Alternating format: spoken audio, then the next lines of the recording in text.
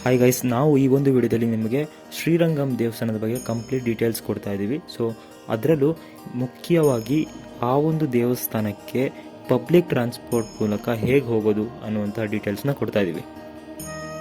ಶ್ರೀರಂಗಂ ಇದು ತಮಿಳುನಾಡಲ್ಲಿರುವಂತಹ ರಂಗನಾಥ ಸ್ವಾಮಿ ಟೆಂಪಲ್ಲು. ನಾವು ಮೈಸೂರು ಹತ್ರ ಇರುವಂಥ ಶ್ರೀರಂಗಪಟ್ಟಣದಲ್ಲಿ ಶ್ರೀರಂಗನಾಥ ಸ್ವಾಮಿ ಟೆಂಪಲ್ ಒಂದು ಇದೆ. ಸೊ ಅದೇ ರೀತಿ ಶಿವನ ಸಮುದ್ರ ಹತ್ರ ಒಂದು ರಂಗನಾಥ ಸ್ವಾಮಿ ಟೆಂಪಲ್ ಇದೆ. ಇನ್ನೊಂದು ತಮಿಳುನಾಡಲ್ಲಿರುವಂತಹ ಈ ಒಂದು ರಂಗನಾಥ ಸ್ವಾಮಿ ಟೆಂಪಲ್. ಈ 3 ಟೆಂಪಲ್ ಇದೆಯಲ್ಲ, ಇದು ತುಂಬಾ ಫೇಮಸ್ಸು. ಶ್ರೀರಂಗಪಟ್ಟಣದ ಹತ್ರ ಇರುವಂತಹ ರಂಗನಾಥ ಸ್ವಾಮಿ ಟೆಂಪಲನ್ನು ಆದಿರಂಗ ಅಂತ ಕರೀತಾರೆ. ಶಿವನ ಸಮುದ್ರ ಹತ್ರ ಇರುವಂತಹ ರಂಗನಾಥ ಸ್ವಾಮಿ ಟೆಂಪಲ್ನ ಮಧ್ಯರಂಗ ಅಂತ ಕರೀತಾರೆ. ಹಾಗೆ ಈ ಒಂದು ಶ್ರೀರಂಗಂ ಈ ತಮಿಳುನಾಡಲ್ಲಿರುವಂತಹ ರಂಗನಾಥ ಸ್ವಾಮಿ ಟೆಂಪಲ್ನ ಅಂತ್ಯರಂಗ ಅಂತ ಕರೀತಾರೆ. ಸೊ ಈ 3 ಟೆಂಪಲ್ನ, ಈ 3 ರಂಗನಾಥ ಸ್ವಾಮಿ ಟೆಂಪಲ್ನ ದರ್ಶನ ಮಾಡಬೇಕು. ಇನ್ನು ಒಂದೇ ದಿನದಲ್ಲಿ ದರ್ಶನ ಮಾಡಿದ್ರೆ ನಿಮಗೆ ಮೋಕ್ಷ ಪ್ರಾಪ್ತಿ ಆಗುತ್ತೆ ಅನ್ನುವಂತಹ ಒಂದು ನಂಬಿಕೆ ಕೂಡ ಇದೆ. ಈ ಬೇರೆ 2 ರಂಗನಾಥ ಸ್ವಾಮಿ ಟೆಂಪಲ್ ಬಗ್ಗೆ ಬೇರೆ ದಿನ ಇನ್ನು ಸಪ್ರೇಟ್ ವಿಡಿಯೋ ಮಾಡ್ತೀವಿ. ಸೊ ಈಗ ಈ ಒಂದು ವಿಡಿಯೋದಲ್ಲಿ ಈ ಅಂತ್ಯರಂಗ ಅಂದರೆ ಈ ತಮಿಳುನಾಡಲ್ಲಿರುವಂತಹ ಶ್ರೀರಂಗಂ ಒಂದು ಟೆಂಪಲ್ ಇದೆಯಲ್ಲ, ಈ ಒಂದು ದೇವಸ್ಥಾನದ ಬಗ್ಗೆ, ಈ ದೇವಸ್ಥಾನದ ಹೋಗೋದು ಹೇಗೆ, ಅಲ್ಲಿ ಏನೆಲ್ಲ, ಹೇಗೆ ಒಂದು ಫೆಸಿಲಿಟೀಸು ಹೇಗಿದೆ ಅನ್ನುವಂಥದ್ದು ಬಗ್ಗೆ ಹೇಳ್ತಾ ಇದ್ದೀವಿ. ನೀವೇನಾದರೂ ಈ ಒಂದು ದೇವಸ್ಥಾನದಕ್ಕೆ ಸ್ಯಾಟರ್ಡೆ ಸಂಡೇ ಹೋಗಿ ಬರಬೇಕು ಅಂತ ಪ್ಲ್ಯಾನ್ ಆಗ್ತಾಯಿದ್ರೆ ಆರಾಮಾಗಿ ಈ ಒಂದು ಪ್ಲ್ಯಾನ್ನ ಎಕ್ಸಿಕ್ಯೂಟ್ ಮಾಡ್ಬೋದು. ಸೊ ಸ್ಯಾಟರ್ಡೆ ಸಂಡೇ ಹೋಗೋದಕ್ಕೂ ಹೋಗಿ ಬರ್ಬೋದು, ಅಷ್ಟು ಆರಾಮಾಗಿ ಫೆಸಿಲಿಟೀಸ್ ಇದೆ. So transport facility. ಸೊ ನೀವೇನಾದರೂ ಬೈಕ್ ಮೂಲಕ ಅಥವಾ ಕಾರ್ ಮೂಲಕ ಹೋಗ್ತಾ ಇದ್ದರೆ ಆರಾಮಾಗಿ ಮ್ಯಾಪ್ ಹಾಕ್ಕೊಂಡು ನೀವು ಆರಾಮಾಗಿ ರೀಚ್ ಆಗ್ಬೋದು ಡೆಸ್ಟಿನೇಷನ್ನು. ನೀವೇನಾದರೂ ಪಬ್ಲಿಕ್ ಟ್ರಾನ್ಸ್ಪೋರ್ಟ್ ಮೂಲಕ ಹೋಗ್ತಾ ಇದೆ ಅಂದರೆ ತುಂಬ ಚೆನ್ನಾಗಿ ಪಬ್ಲಿಕ್ ಟ್ರಾನ್ಸ್ಪೋರ್ಟ್ ಫೆಸಿಲಿಟಿ ಇದೆ. ಅದು ನಾನು ಫಸ್ಟ್ ಪ್ರಿಫರ್ ಮಾಡೋದು ಯಾವುದು ಅಂದರೆ ಟ್ರೈನ್ ಮೂಲಕ ಹೋಗೋದು. ಯಾಕಂದರೆ ತುಂಬ ಆರಾಮಾಗಿ ಟ್ರೈನ್ ಮೂಲಕನೇ ಹೋಗಿ ವಾಪಸ್ ಬರ್ಬೋದು. ಅಷ್ಟು ಚೆನ್ನಾಗಿ ಟ್ರೈನ್ ಫೆಸಿಲಿಟಿ ಈ ಒಂದು ಶ್ರೀರಂಗಂ ಟೆಂಪಲ್ಗೆ ಇದೆ. ಇಲ್ಲಿ ನಾವು ಟ್ರೈನಲ್ಲಿ ಫ್ರೈಡೇ ನೈಟ್ ಹೊರಡೋದ್ರ ಬಗ್ಗೆ ಹೇಳ್ತಾ ಇದ್ದೀವಿ. ಸೊ ನಿಮಗೆ ಯಾವ ಥರ ಅವೈಲಬಿಲಿಟಿ ಇದೆಯೋ, ಸೊ ಯಾವ ಫ್ರೀ ಇದ್ದೀರೋ, ಯಾವಾಗ ಹೊರಡಬೇಕು ಅಂದ್ಕೊಂಡಿದ್ರೋ ಅದ್ರ ಪ್ರಕಾರ ನೀವು ಪ್ಲ್ಯಾನ್ ಮಾಡ್ಬೋದು. ಸೊ ಏನಿಲ್ಲ, ಜಸ್ಟ್ ವೇರ್ ಇಸ್ ಮೈ ಟ್ರೈನಲ್ಲಿ ಅಥವಾ ಕನ್ಫರ್ಮ್ ಇಟ್ ಅನ್ನೋ ಒಂದು ಆ್ಯಪ್ಗಳಲ್ಲಿ ಟ್ರೈನು ಒಂದು ಡೀಟೇಲ್ಸ್ ಇರುತ್ತೆ, ಯಾವತ್ತು ಹೊರಡುತ್ತೆ ಅನ್ನೋದು. So where is my train best ಅನ್ನೋದಿರುತ್ತೆ. ಸೊ ಈ ಒಂದು app where is my train ಅಂತ ಒಂದು ಆ್ಯಪ್ ಇದೆ, ಪ್ಲೇಸ್ಟೋರ್ನಲ್ಲಿ ಹೋಗಿ ಡೌನ್ಲೋಡ್ ಮಾಡ್ಕೊಂಡು ನೋಡಿ. ಸೊ ಅಲ್ಲಿ ಟ್ರೈನ್ ಅವೈಲಬಿಲಿಟೀಸ್ ಇದೆಯಲ್ಲ, ಅದ್ರ ಪ್ರಕಾರ ನಿಮ್ಮ ಒಂದು ಪ್ಲ್ಯಾನ್ ಮಾಡ್ಕೊಬೋದು. ಇಲ್ಲಿ ಈ ಒಂದು ವಿಡಿಯೋದಲ್ಲಿ ಶುಕ್ರವಾರ ರಾತ್ರಿ 7 ಗಂಟೆಗೆ ಟ್ರೈನ್ ಹೊರಡುತ್ತೆ KSR ಬೆಂಗಳೂರು ಅಂದರೆ ಮೆಜೆಸ್ಟಿಕ್ಕಿಂದ. ಸೊ ಇದು ಶ್ರೀರಂಗಂಗೆ ತಲುಪುತ್ತೆ ಎಷ್ಟು ಗಂಟೆಗೆ ಅಂದರೆ ಬೆಳಗ್ಗೆ 4 ಗಂಟೆಗೆ ತಲುಪಿಡುತ್ತೆ. ಅಥವಾ ಒಂದೊಂದ್ಸಲಿ ಇನ್ನೂ ಬೆಳಗ್ಗೆ 4 ಗಂಟೆಗೆ, ಇಲ್ಲಾಂತಂದರೆ ಇನ್ನೂ ಬೇಗನೆ ರೀಚ್ ಆದರೂ ಆಗಿಬಿಡುತ್ತೆ ಒಂದೊಂದ್ಸಲಿ ಟ್ರೈನು. ಸೊ ಬಟ್ ಏನಂದರೆ ಬೆಂಗಳೂರಿನ KSR ರೈಲ್ವೆ ಸ್ಟೇಷನ್ ಅಂದರೆ ಮೆಜೆಸ್ಟಿಕ್ ರೈಲ್ವೆ ಸ್ಟೇಷನಲ್ಲಿ 7 ಗಂಟೆಗೆ ಹತ್ತಬೇಕು ಒಂದು ಶುಕ್ರವಾರ. ಸೊ ಅದೊಂದು ಸ್ವಲ್ಪ ಕೆಲವರಿಗೆ ಚಾಲೆಂಜ್ ಆಗ್ಬೋದು. ಸೊ ನಿಮ್ಮ ಒಂದು ಅವೈಲಬಿಲಿಟಿ ಹೇಗಿದೆಯೋ ಅದ್ರ ಪ್ರಕಾರ ನೀವು ಟ್ರೈನನ್ನು ವೇರ್ ಇಸ್ ಮೈ ಟ್ರೈನಲ್ಲಿ ಚೆಕ್ ಮಾಡಿಕೊಂಡು ಆ ರೀತಿ ಪ್ಲ್ಯಾನ್ ಮಾಡ್ಕೊಳ್ಳಿ. ಸೊ ಸಂಜೆ 7 ಗಂಟೆಗೆ ಕುಡಲೊರೆ ಪೋರ್ಟ್ ಎಕ್ಸ್ಪ್ರೆಸ್ ಅಂತ ಇದೆ. ಈ ಒಂದು ಟ್ರೈನು ಸಂಜೆ 7 ಗಂಟೆಗೆ KSR ಬೆಂಗಳೂರಿಂದ ಅಂದರೆ ಮೆಜೆಸ್ಟಿಕ್ ರೈಲ್ವೆ ಸ್ಟೇಷನಿಂದ ಕುಡಲೊರೆ ಪೋರ್ಟ್ ಎಕ್ಸ್ಪ್ರೆಸ್ ಕಡೆ ಹೋಗುತ್ತೆ. ಸೊ ಮಧ್ಯದಲ್ಲಿ ತಿರ್ಚಿ ಅಂತ ಕರೀತಾರೆ. ಅದಕ್ಕೆ ತುಂಬ ಕನ್ಫ್ಯೂಸ್ ಆಗಿಬಿಡ್ಬೇಡಿ. ಕೆಲವರು ತಿರುಚನಪಳ್ಳಿ ಸ್ಟಾಪ್ ಅಂತ ಅಂತಾರೆ, ಆದಮೇಲೆ ತಿರ್ಚಿ ಸ್ಟಾಪ್ ಅಂತಾರೆ, ಇನ್ನು ಕೆಲವರು ಶ್ರೀರಂಗಂ ಅಂತಾರೆ. ಸೊ ತಿರುಚನಪಳ್ಳಿ ಸ್ಟಾಪ್ ಅಂತ ಯಾರು ಇಳಿತೀನಿ ಅಂತಂದರೆ ಅದೇ ಸ್ಟಾಪೇ ಶ್ರೀರಂಗಮು. ಸೊ ಶ್ರೀರಂಗಮ್ ಅಂತಲೇ ಬರುತ್ತೆ ಅಂತ ಅಂದ್ಕೊಂಬಿಡಿ. ಸೊ ನೀವು ಬುಕ್ಕಿಂಗ್ ಮಾಡುವಾಗಾಗಿರ್ಬೋದು, ಆ ಟ್ರೈನ್ ಟಿಕೆಟ್ ಆಗಿರ್ಬೋದು, ಎಲ್ಲದರಲ್ಲೂ ತಿರುಚನಪಳ್ಳಿ ಅಂತಲೇ ಬರುತ್ತೆ. ಅಥವಾ ಕೆಲವೊಂದು ಶ್ರೀರಂಗಂ ಅಂತ ಎಲ್ಲದೂ ಕೂಡ ಎಲ್ಲ ಹೆಸರು ತಿಳ್ಕೊಂಡಿರಿ. ಸೊ ಅದು ನಿಮಗೆ ಈಸಿ ಆಗುತ್ತೆ. ತಿರುಚನಪಳ್ಳಿ, ತಿರ್ಚಿ ಮತ್ತು ಒಂದು ಶ್ರೀರಂಗಂ, ತಿರುಚನಪಳ್ಳಿ ಜಂಕ್ಷನ್ ಅಂತ ಬರ್ತಾರೆ, ಇದೇ ಸ್ಟಾಪೇ ಶ್ರೀರಂಗಂ ಟೆಂಪಲ್ಗೆ ಹತ್ತಿರ ಇರುವಂಥ ಸ್ಟಾಪು. ಸೊ ಇಲ್ಲೇ ನೀವು ಇಳಿಬೇಕಾಗಿರೋದು. ಸೊ ಫ್ರೈಡೇ ನೈಟ್ ಹೊರಟಂತ ನೀವು ಸ್ಯಾಟರ್ಡೆ ಬೆಳಿಗ್ಗೆ 4 ಗಂಟೆಗೆ ಅಲ್ಲಿ ರೀಚ್ ಆಗ್ತೀರಾ. ಸೊ 4 ಗಂಟೆಗೆ ನೀವು ಶ್ರೀರಂಗಂ ರೈಲ್ವೆ ಸ್ಟೇಷನಲ್ಲಿ ಅಥವಾ ತಿರುಚನಪಳ್ಳಿ ರೈಲ್ವೆ ಸ್ಟೇಷನಲ್ಲಿ ಇಳಿದು ನಿಮಗೆ ಒಂದು ಸ್ವಲ್ಪ ನಡ್ಕೊಂಡು ಹೋದರೆ ಬಸ್ ಸ್ಟಾಪ್ ಸಿಗುತ್ತೆ. ಇಲ್ಲಾಂದರೆ ಆಚೆನೇ ಆಟೋದವ್ರು ಇರ್ತಾರೆ. ಸೊ ತುಂಬ 4 ಗಂಟೆ ಆಗಿರೋದ್ರಿಂದ ತುಂಬಾ ರೇಟು ಇವಾಗ ಹೆಂಗೆ ಬೆಂಗಳೂರಿನಲ್ಲಿ ಹೇಳ್ತಾರೋ ಅಲ್ಲೂ ಕೂಡ ಸೇಮ್. ಅದರಲ್ಲೂ ಔಟ್ಸೈಡರ್ಸು, ಬೇರೆ ಭಾಷೆಯವರು ಅಂತ ಗೊತ್ತಾದರೆ ಅವರು ಕೂಡ ಜಾಸ್ತಿ ಹೇಳ್ತಾರೆ. ಬಟ್ ತುಂಬ ಕಡಿಮೆ ಮಾಡೋಕ್ಕೆ ಟ್ರೈ ಮಾಡಿ. ಸೊ ಅಕಸ್ಮಾತ್ ಇಲ್ಲಾಂದರೆ ಇಲ್ಲೇ ಮುಂಚೂರು ಮುಂದೆ ನಡ್ಕೊಂಡು ಹೋದರೆ ಅಲ್ಲಿ ಬಸ್ ಸ್ಟಾಪ್ ಇರುತ್ತೆ. ಶ್ರೀರಂಗಂಗೆ ಬಸ್ಸು ಅಲ್ಲೇ ನಿಲ್ಲಿಸುತ್ತೆ, ದೇವಸ್ಥಾನದ ಮುಂದೆನೇ ನಿಲ್ಲಿಸುತ್ತೆ. ಸೊ ಬಸ್ನಲ್ಲಿ ಹೋದರೆ ನಿಮ್ಮ ಬಜೆಟ್ ಸ್ವಲ್ಪ ಕಡಿಮೆ ಆಗಿದೆ, ಬಟ್ ಆರಾಮಾಗಿ ಹೋಗಬೇಕು. ಸೊ ಲ್ಯಾಂಗ್ವೇಜ್ ಪ್ರಾಬ್ಲಮ್ ಎಲ್ಲ ಬರಬಾರ್ದು ಅಂದರೆ ಆಟೋದಲ್ಲೂ ಹೋಗ್ಬೋದು. ಆಟೋದವರು ತುಂಬಾ ಚಾರ್ಜ್ ಮಾಡ್ತಾರೆ. ಅಕಸ್ಮಾತ್ ಏನಾದರೂ 150 ಮೇಲಂತ ಏನಾದರೂ ಚಾರ್ಜ್ ಮಾಡ್ತಾಯಿದ್ರೆ ಅವ್ರಂತ ತುಂಬ ಜಾಸ್ತಿ ಇಸ್ಕೊತಾ ಇದ್ದಾರೆ ಅಂತಲೇ ಅರ್ಥ. ಆ್ಯಕ್ಚುಲಿ 100 ಮೇಲೆ ಇಸ್ಕೊಂಡ್ರೆ ಜಾಸ್ತಿ, ಬಟ್ 150 ಎಲ್ಲ ಹೇಳಿದ್ರೆ ಅದು ತುಂಬ ಜಾಸ್ತಿ ಇಸ್ಕೊತಾ ಇದ್ದಾರೆ ಅಂತ ಅರ್ಥ. ಸೊ ಆದಷ್ಟು ಅವಾಯ್ಡ್ ಮಾಡಿ. ಸೊ ಒಂದು ಪ್ರೈಸ್ ರೇಂಜು 150 ಒಳಗಡೆ ಇದ್ದರೆ ಓಕೆ ಅಂತ ಅಕ್ಸೆಪ್ಟ್ ಮಾಡ್ಕೊಬೋದು. ಸೊ ಇದಿಷ್ಟು ತಿಳ್ಕೊಂಡಿರಿ, ಪ್ರೈಸು 150 ಮೇಲಂತೂ ಹೋಗಲೇಬೇಡಿ. ಅದಕ್ಕಿಂತ ಬೆಸ್ಟ್ ಆಪ್ಷನ್ ಏನಂದರೆ ಸ್ವಲ್ಪ ದೂರದಲ್ಲಿ ನಡ್ಕೊಂಡು ಮ್ಯಾಪ್ ಹಾಕ್ಕೊಂಡು ನಡ್ಕೊಂಡು ಹೋದರೆ ಅಲ್ಲಿ ಬಸ್ ಸ್ಟಾಪ್ ಇದೆ. ಸೊ ಅಲ್ಲಿ ಶ್ರೀರಂಗಂ ತುಂಬ ಜನ ಇಳಿತಾರೆ ರೈಲ್ವೆ ಸ್ಟೇಷನ್ನಿಂದ. ಸೊ ಅವರೆಲ್ಲರೂ ಮೆಜಾರಿಟಿ ಹೋಗೋದು ಆ ದೇವಸ್ಥಾನಕ್ಕೇ. ಸೊ ಅಲ್ಲಿ ತುಂಬ ಜನ ನಮ್ಮ ಕನ್ನಡಿಗರೇ ಆಚೆ ಬರ್ತಾ ಇರ್ತಾರೆ. ಸೊ ಬೇಕಾದ್ರೆ ಆರಾಮಾಗಿ ಹೆಲ್ಪ್ ತೊಗೊಬೋದು ಗೊತ್ತಿರೋರಿದ್ದರೆ. ಯಾಕಂದರೆ ತುಂಬ ಜನ ರೆಗ್ಯುಲರಾಗಿ ಹೋಗೋರು ಇರ್ತಾರೆ, ಅವ್ರ ಹೆಲ್ಪ್ ತೊಗೊಳ್ಬೇಕಾದ್ರು ನೀವು ಆರಾಮಾಗಿ ದೇವಸ್ಥಾನ ರೀಚ್ ಆಗ್ಬೋದು.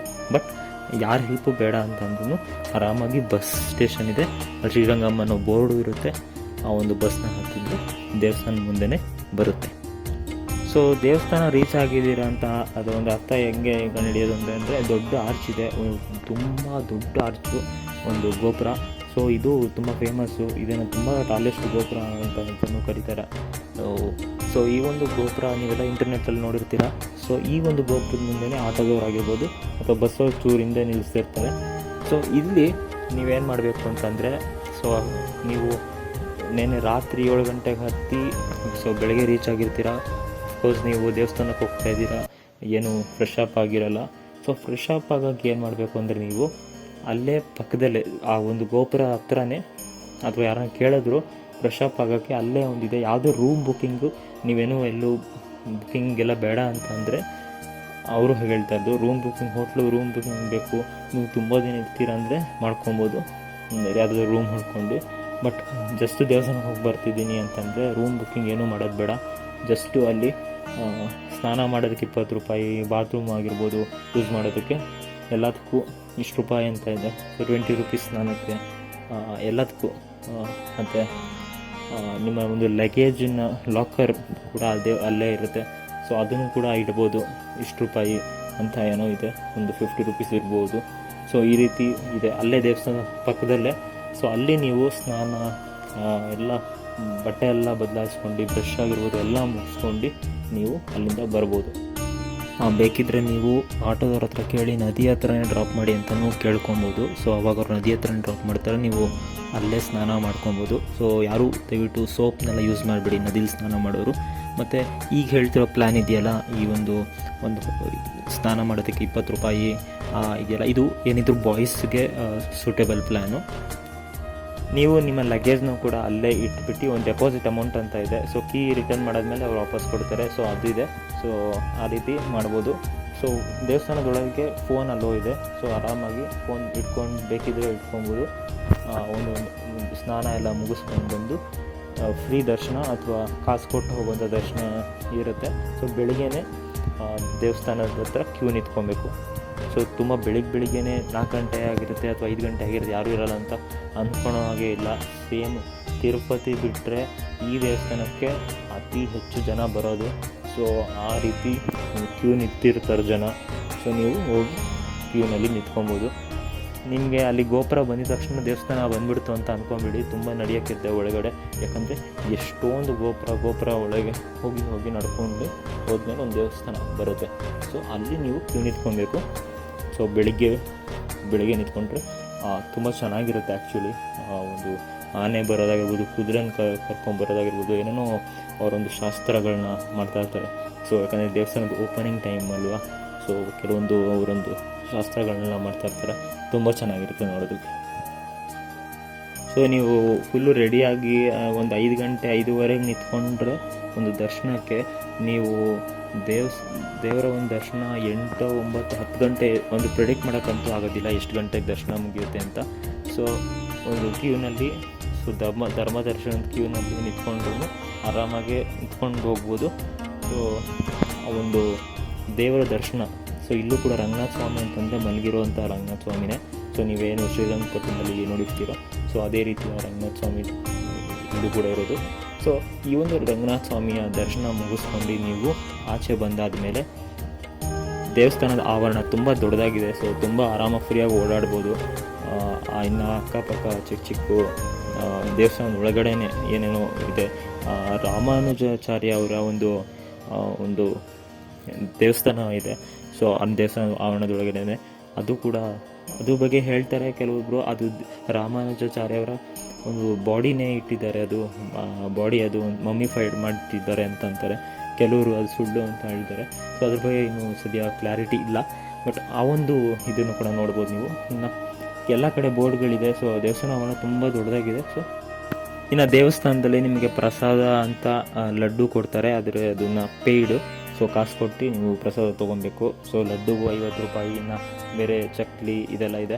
ಸೊ ಅದಕ್ಕೆ 50 ರೂಪಾಯಿ ಆ ರೀತಿ ಇದೆ. ಸೊ ಅದನ್ನ ನೀವು ಬೇಕಿದ್ದರೆ ಈಸ್ಕೊಬೋದು. ಸೊ ತುಂಬ ಜನ ಈ ದೇವಸ್ಥಾನಕ್ಕೆ ಹೋಗುವಂಥ ಜನರಿಗೆ ಒಂದು ವಿಷಯ ಗೊತ್ತಿಲ್ಲ, ಭಕ್ತರಿಗೆ ಗೊತ್ತಿಲ್ಲ. ಅದೇನಂತಂದರೆ ಅನ್ನದಾನ ಇರುತ್ತೆ, ಪ್ರಸಾದ. ಸೊ ಅದು ಒಂದು ಹಾಲ್ನಲ್ಲಿರುತ್ತೆ. ಸೊ ಅದನ್ನ ಸ್ವಲ್ಪ ದೂರದಲ್ಲಿ ತುಂಬ ಕೆಲವು ಜನಕ್ಕೆ ಅಷ್ಟೇ ಗೊತ್ತಿರುತ್ತೆ. ಸೊ ಅದನ್ನ ಕೇಳ್ಕೊಂಡು ನೀವು ಹೋಗಬೇಕು. ಸೊ ಟೈಮಿಂಗ್ಸ್ ಇರುತ್ತೆ, ಎಷ್ಟು ಗಂಟೆ ಕ್ಲೋಸು ಅಂತ, ಮಧ್ಯಾಹ್ನದೊಳಗೆ ಕ್ಲೋಸ್ ಆಗಿಬಿಡುತ್ತೆ. ಸೊ ಖಂಡಿತವಾಗೂ ದರ್ಶನ ಎಲ್ಲ ಮುಗಿಸ್ಕೊಂಡು ಬರೋಷ್ಟು ಮಧ್ಯಾಹ್ನ ಆಗೇ ಆಗುತ್ತೆ. ಸೊ 1 ಗಂಟೆವರೆಗೂ ಆಗಿಬಿಡುತ್ತೆ. ಸೊ ನೀವು ಯಾರನ್ನೂ ಕೇಳಿ ಎಲ್ಲಿ ಬರುತ್ತೆ ಈ ಒಂದು ಹಾಲ್, ಆ ಹಾಲ್ ಹೆಸರು ಏನು ಅನ್ನೋದನ್ನು ನಾನು ಡಿಸ್ಕ್ರಿಪ್ಷನ್ ಹಾಕಿರ್ತೀನಿ.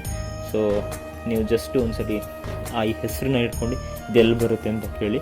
ಸೊ ಆ ಒಂದು ಟೈಮಲ್ಲಿ ನೀವು ದರ್ಶನ ಮುಗಿಸ್ಕೊಂಡ್ಬಂದು ಊಟ ಕೂಡ ಆರಾಮಾಗಿ ಮುಗಿಸ್ಕೊಂಡು ಬರ್ಬೋದು ದೇವಸ್ಥಾನದಿಂದ.